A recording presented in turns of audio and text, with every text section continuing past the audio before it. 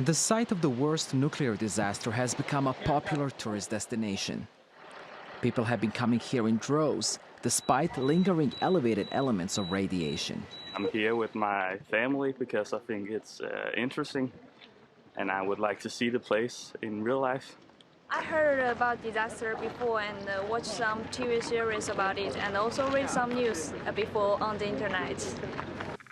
In April 1986, the core of a reactor exploded during a safety test at the Chernobyl nuclear power plant. Plumes of radioactive material spread contamination across Europe. Hundreds of thousands of people living nearby were forced to flee their homes. Chernobyl has been deserted for decades. Tourists now can come here and see where the worst nuclear disaster in history happened. Visiting is safe.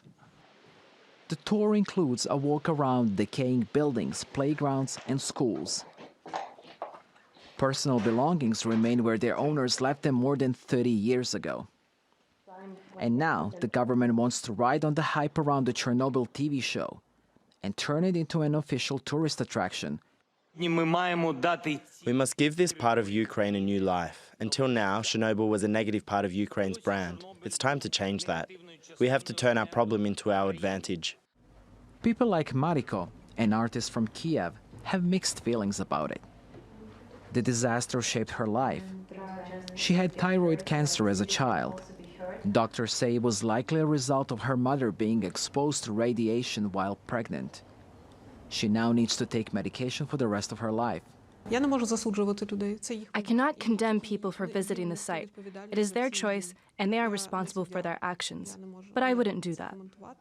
The spike in visits has sparked anger after images emerged of people striking poses at the site where thousands of people died.